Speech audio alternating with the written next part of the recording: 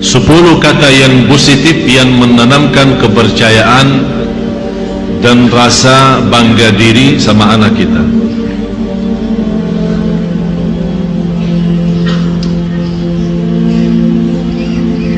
Yang pertama, aku sangat cinta kamu. Angkatlah kepalamu, kamu anak saya. Faham bahasanya? Ngerti kan? Bagaimana caranya Anda menyampaikannya terserah.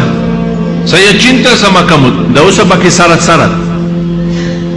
Bebaskan, saya cinta sama kamu. Angkatlah kepala kamu, karena kamu anakku. Yang kedua, saya bangga dan bahagia punya anak seperti kamu. Ini satu kata yang saya selalu suka ucapkan sama anak saya. Sambil lama-lama beliau menjawab, saya juga bangga punya ayah seperti Syekh Ali.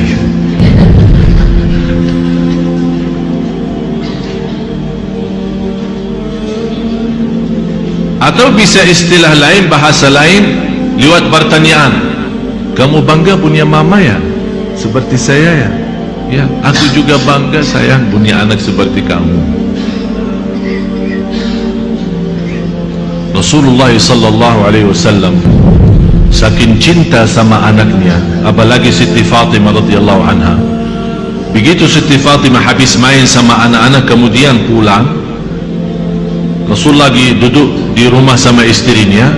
Begitu Siti Fatimah masuk dari pintu rumah, Rasul tidak pernah panggil, ayo sini sini sayang. Tapi Rasul sendiri berdiri dan lari Rasul di hadap anaknya dan memegang dan memeluk anaknya. Begitu cara Rasulullah membagikan rasa cinta. Jadi bukan suruh, sini sini sayangku, tidak. Tapi Rasul sendiri yang datangi kepada dia dan memeluk dia. Rasul SAW suka kebiasaan, ada orang bertanya sama saya berhatiin Syekh kalau lihat anak-anak suka, anak-anak cium tangan Syekh, kok Syekh suka balas mencium tangannya? Kenapa? Biasanya kami merasa kurang fantas, cukup anak aja yang cium, jangan Syekh yang balas mencium. Apa yang saya lakukan, bukan saya melakukan riya, bukan saya melakukan karena mau tunjukkan apa, tapi saya berusaha mengikuti Rasul sallallahu alaihi wasallam. Karena Rasul melihat beberapa anak-anak, seorang laki-laki punya anak 11. Dia membawa anaknya, kemudian dia melihat Rasul bersama anak-anak lagi main. Rasul main sama anak-anak. Kemudian di antara anak sepertinya ada yang jatuh, Rasul membeluk dan mencium. Orang Badui, biasanya orang Badui dikenal sebagai mereka orang kasar ya. Karena orang badan basir, jadi tangannya pun kasar. Dia lihat Rasul mencium anak itu, anak Badui itu heran. Rasul emang suka cium anak ya? Kata Rasul, ya saya suka cium anak. Kata orang itu, saya punya anak 11, tidak pernah satu-satunya saya cium. Apa kata Rasulullah? Apa yang saya bisa lakukan kalau Allah mencabut rahmah dari hatimu? Apa yang saya bisa lakukan kalau Allah mencabut rahmat dari hatimu? Berarti tanda rahmat Allah, kita cium anak kita itu menjadi tanda rahmat Allah yang Allah simpankan dalam hati kita.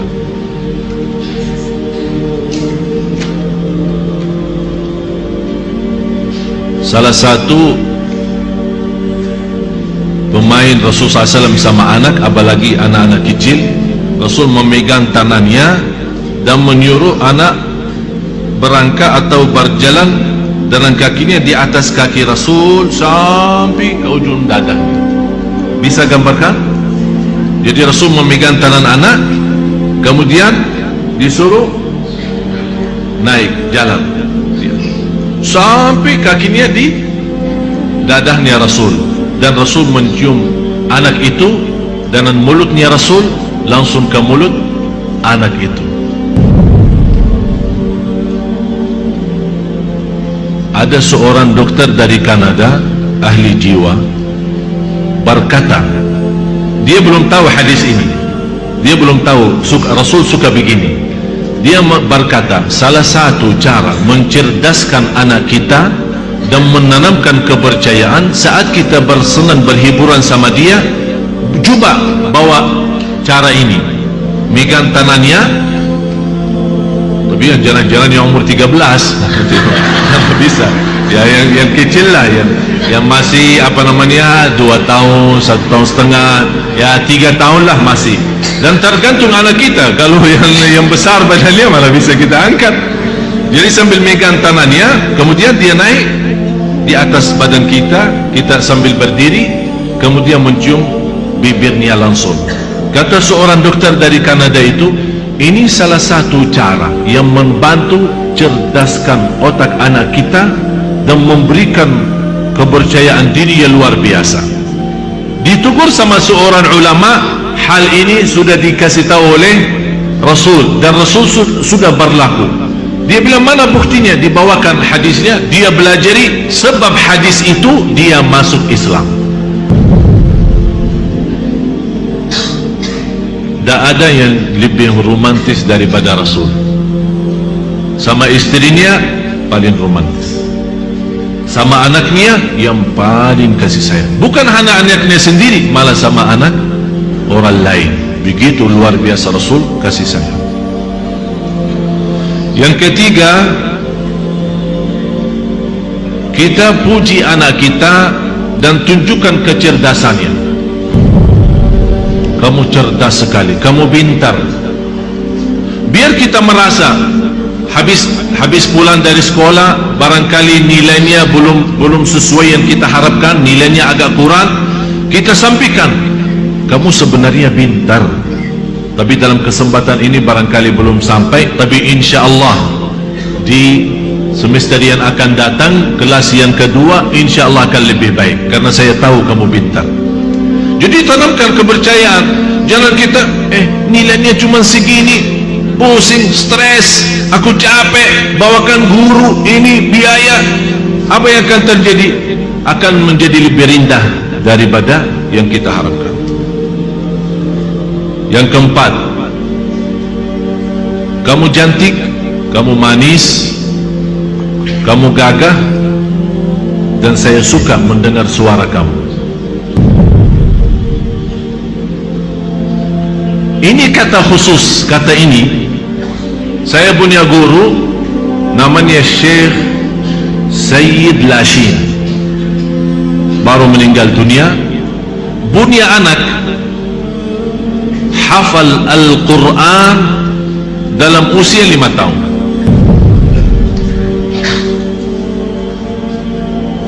Tapi kalau ditanya bagaimana, dia bilang, saya selalu menanamkan di hati anak saya indah suaranya. Jadi setiap dia duduk sama ayahnya belajar ngaji Al-Quran, dia setel kaset, dia bawakan tip kecil, terus setel kaset. Begitu selesai, dia serahkan kaset itu kepada anaknya untuk dia dengar sendiri. Anak itu sebagai anak kecil penasaran sesuatu yang baru, bagi dia sesuatu yang aneh, tapi dia merasa ini suara saya dan itu indah luar biasa, sebagaimana kata ayah saya. Disitulah mulai dia menikmati baca, menikmati mendengar Al-Quran. Lama-lama tertanam rasa cinta Al-Quran. 5 tahun, dalam usia 5 tahun hafal 30 juz. Yang kelima, kamu seorang dengan kehadiran kamu di dalam keluarga ini menambah banyak kebahagiaan. Dengan kehadiran kamu dalam keluarga kami ini, kamu menambah banyak kebahagiaan. Artinya kita tunjukkan berguna, ini berguna bagi kita sebagai keluarga, berguna bagi kita sebagai keluarga. Jangan kita berkata, kita merasa malah beban ada kamu di sini.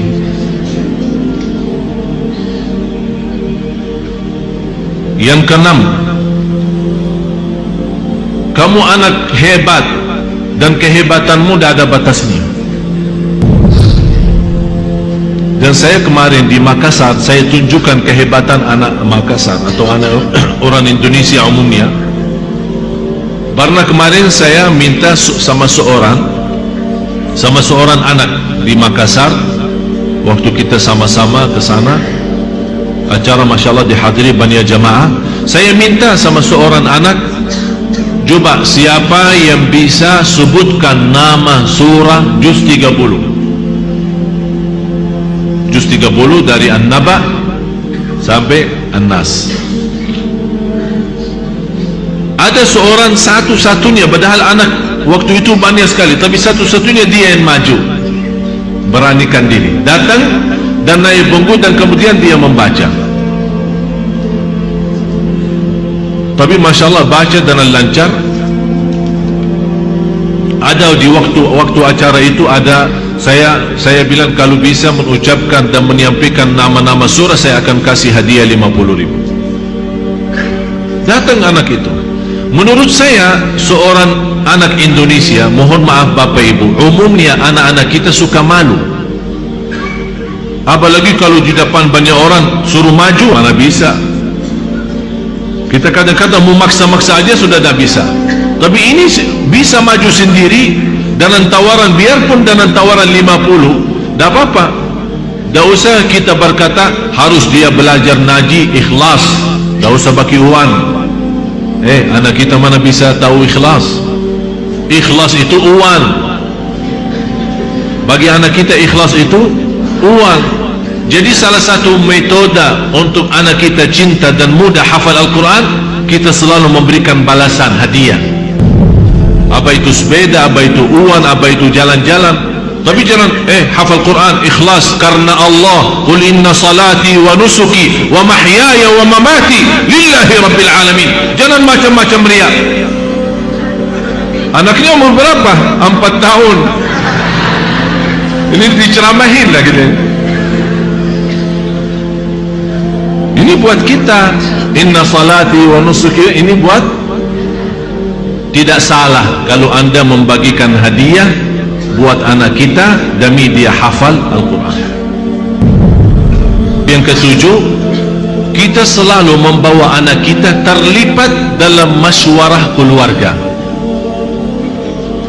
Saya tidak pernah mengambil keputusan berdua sama istri. Mau keluar kota, mau bawa istri, saya panggil Hasan, ayo duduk, kita lagi rapat, ada meeting. Dari umur dan usia dia masih 4 tahun.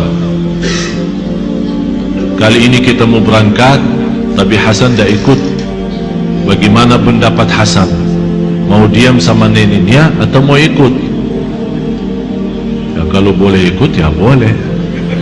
Kalau tidak boleh tidak apa-apa. Jadi kalau tidak ikut tidak apa-apa ya. Betul, betul. Memang biasa ditinggalin terus. Selalu saya lipatkan dia dalam masywarah. Mau pindah rumah, termasuk sekarang usianya 11 tahun, tapi dia yang urus bayar listrik sama orang rumah. Dia pergi, dia yang bayar listrik, dia yang belanja di apa, kalau mau ke mall atau beli roti atau makanan atau buah, dia sendiri ke sana, dia yang nawar, dia yang bayar, dia menghitung sisanya, dia sendiri. Kalau saya mau datang, saya begitu telefon, saya pertama sebelum telefon istri, telefon ke anak. Ayah mau datang ke Lombok. Sendiri, begitu saya bicara sama ibunya, dia keluar rumah. Kemana Hasan? Dah tahu keluar. Apa yang dia lakukan? Langsung panggil orang rumah, naik motor, karena dia tidak bisa bawa motor, naik motor sama orang rumah. Ayah saya mau datang, saya mau beli roti, karena ayah saya kalau subuh, pagi-pagi suka makan roti.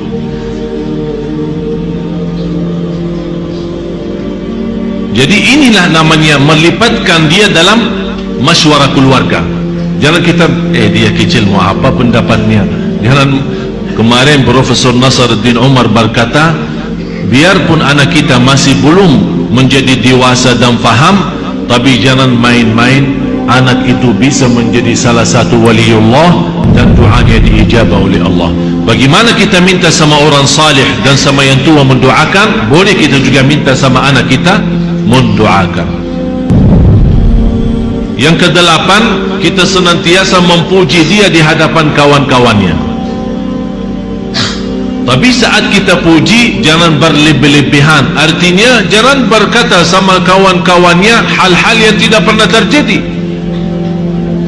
Anak saya suka ngaji Al-Quran setiap hari 10 juz. Ini depan kawannya. Nanti anak kita 10 juz. Boleh kita puji, tapi dalam hal yang dia lakukan, supaya dia tertanam lebih banyak lagi. Tapi jangan kita puji dia tapi hal-hal yang berlebih-lebihan atau yang tidak pernah dia lakukan. Yang kesembilan, kita mendoakan dia sambil angkat tangan. Tapi doanya boleh anda saat sendirian salat, di sujud, di luar sujud, di luar salat kita doakan. Tapi ada sekali-kali kita lagi naik mobil, kita berdoa sambil naikkan suara, anak kita mendengar, tapi tambah kita pandangan kita ke dia. Jangan, kita tetap kita fokus seolah-olah kita tidak perhatiin ke dia, tapi kita mendoakan, ya Allah, anakku insyaAllah jadi hafal Quran, anakku sihat, dia mendengar bisikan doa kita. Tidak usah bilang, ayo kamu amin, amin. Udah biarin aja. Seolah-olah kita lagi sendirian, tapi sengaja kita keraskan suara kita. Apalagi pas kita bawa mobil kemudian turun hujan, kita langsung, ya Allah turun hujan. Setahu saya kalau turun hujan doa makbul. Ya Allah lindungi anakku, ya Allah bahagiakan, ya Allah jadi hafal. Dia mendengar suara. Kamu amin enggak? Dah usah. Kok kamu amin enggak? Maksa-maksa amin. Kita doa aja ikhlas, dah usah dia kita perintah dia mengucapkan amin. Yang terakhir, aku percaya sama kamu karena kamu orang jujur, tidak suka bohong. Ini kata jauh lebih baik daripada jangan kamu bohong. Jangan kamu bohong. Lebih baik anda berkata,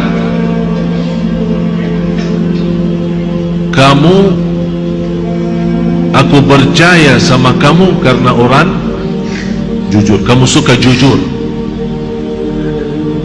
Oleh karena itu saya percaya sama kamu, dan saya tahu kamu tidak suka bohong. Tapi jangan melarang dia berbohong. Dengan cara seperti ini akan selalu membuat dia berfikir sebelum menyampaikan satu cerita kepada orang tua. Kalau dia tahu cerita ini tidak benar, dia tidak bakal sampaikan. Kalau dia tahu sudah betul-betul jujur, baru dia akan sampaikan.